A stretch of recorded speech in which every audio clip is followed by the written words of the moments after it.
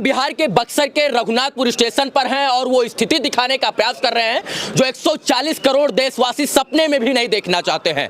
हम इस देश में सपना देखते हैं बुलेट ट्रेन का, लेकिन एक्सप्रेस ट्रेनों की स्थिति एक बार देख लीजिए। ये बक्सर का रघुनाथपुर है और नॉर्थ ईस्ट एक्सप्रेस जो है जिस प्रकार से पटरी से उतरी है और पलटी मार गई, उसको देखकर आप ये अनुमान लगा सकते हैं कि स्थिति रात में क्या भयावह उत्पन्न हुई होगी। 9:35 पर ये ट्रेन हादसे का शिकार हो जाती है और इसमें से देख सकते हैं कि कितने जो बोगी हैं, जितने इसके डिब्बे हैं, सारे के सारे डिरेल हो चुके हैं। 1 2 3 4 5 6 7 8 9 10 11 12 13 14 15 डिब्बे पीछे के जो एसी कोचेस थे वो पूरी तरीके से यहाँ से उतर कर खेत में जाकर गिर गए हैं और इसमें रहने वाले, इसमें यात्रा करने वाले तमाम जो महिला पुरुष युवा नौजवान और बच्चे थे, उनकी जब करा बक्सर के लोगों ने सुनी होगी तो शायद से उनके शरीर के ऊपर क्या गुजरी होगी उसका अनुमान शायद से आप लगा सकते हैं।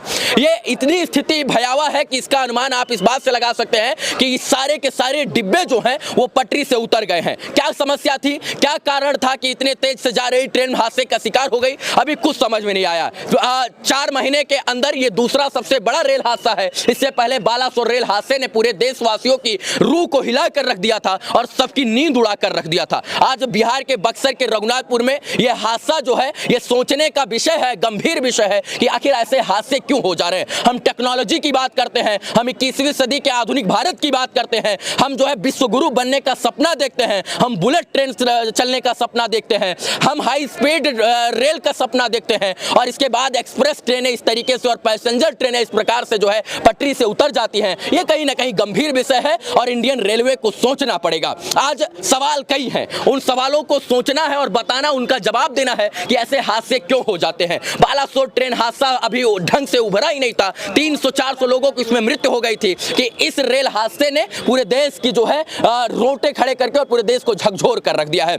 हम आपको इस बिल्डिंग पर खड़े होकर ये बताने का प्रयास कर रहे हैं कि ऐसे हादसे क्यों होते हैं और किस लिए होते हैं। कहीं ना कहीं जो है जिस प्रकार से लोगों से हमने बात किया, चश्मदीदों से बात किया, तो उन्होंने बताया कि ट्रेन एकदम स्पीड से जा रही थी। 9:35 का वो समय था और ये समय खाना खाकर सोने का होता है। कुछ लोग खाना खा रहे थे, कुछ लोग चाय पानी करके जो है सोने की तैयारी कर रहे थे। इसी बीच में तेज से गड़गड़ाहट की आवाज आती है और सारे डिब्बे जो है वो हिलने लगते हैं। फिर कुछ लोग उतर कर देखते हैं तो 7-8 आगे की बोगी और पीछे की 10-15 बोगी जो एसी बोगी थी वो पूरी तरीके से ट्रेन के पटरी से उतरकर डिरेल होकर खेत में गिर चुकी थी और खेत में इस तरीके से गिरी है कि जिसका अनुमान शायद से आप नहीं लगा सकते हैं। जहां तक आपको दिख रहा होगा और मेरे कैमरे की नजर जहां तक जा रही होगी वहां तक इस बात से आप अनुमान लगा सकते हैं कि यह रेल हादसा कितना भयावह था। 9:35 का वो समय जो ट्रेन में यात्रा कर रहे लोगों के लिए सुकून का पल होता है। वो कोई लोग मोबाइल चला रहे होते हैं तो कोई खाना खाकर सोने की तैयारी कर रहे होते हैं और सोचिए उस बीच में अगर कोई जो है इस प्रकार से यात्रा करे और हादसा हो जाए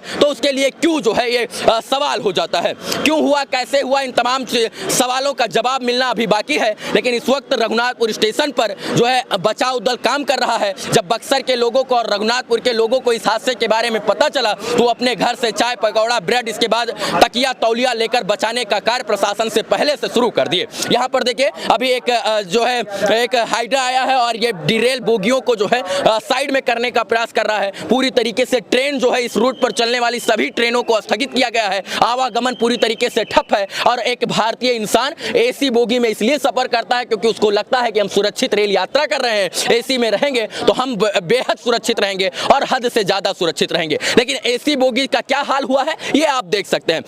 अश्विनी वैष्णव जी जो रेल मंत्री हैं उनको इस बात का जवाब देना चाहिए कि ऐसे हादसे क्यों हो जाते हैं। टेक्नोलॉजी की बात करने वाला भारत आखिर टेक्नोलॉजी में फेल क्यों हो जाता है और ऐसे हादसों को क्या रोका नहीं जा सकता है।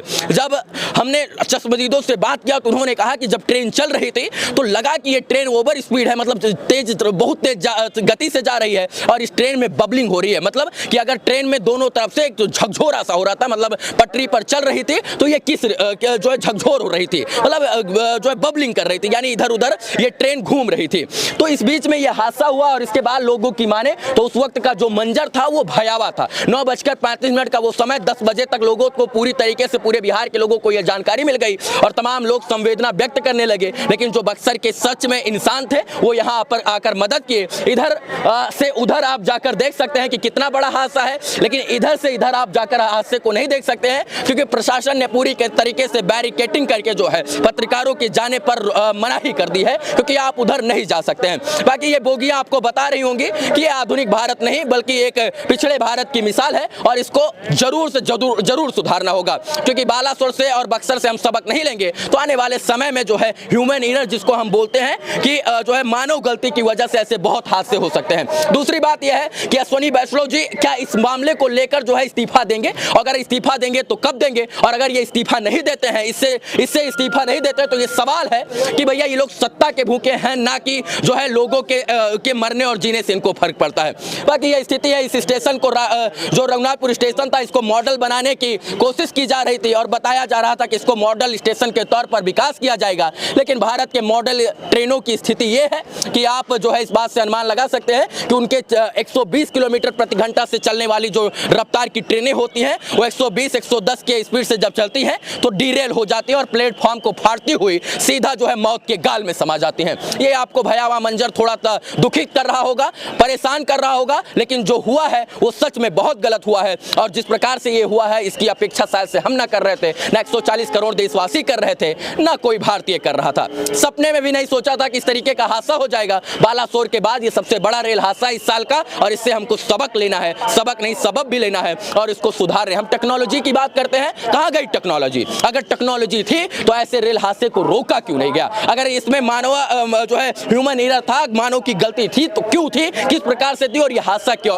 कैसे हुआ? आगे क्या ऐसे हादसे नहीं होंगे और अगर होंगे तो कैसे रोक लगाया जाएगा, ये सवाल है। बुलेट ट्रेन का सपना छोड़ दीजिए, क्योंकि भारतीय रेल अपने एक्सप्रेस ट्रेन और पैसेंजर ट्रेन को भी ढंग से स्वचालित और संचालित नहीं कर सकता है, क्योंकि इस प्रकार की पटरियां जो हैं वो इन ट्रेनों की गति को, क्षमता को सह ही नहीं सकती हैं। बाकी आपको इस वीडियो को दिखाने का प्रयास इसलिए कर रहे थे कि भैया अगर आप ट्रेन में यात्रा कर रहे हैं तो सोच लीजिए कि हम सुरक्षित नहीं हैं और टर्म लाइफ इंश्योरेंस अपने बीबी बच्चा परिवार के लिए 1-2 करोड़ रुपए का करवा लीजिए, क्योंकि आप इंडियन रेलवे में सफर करते हैं। मुस्कुराइए, हम इस वक्त बक्सर में हैं। बहुत बहुत धन्यवाद इस वीडियो को देखने के लिए। जय हिंद।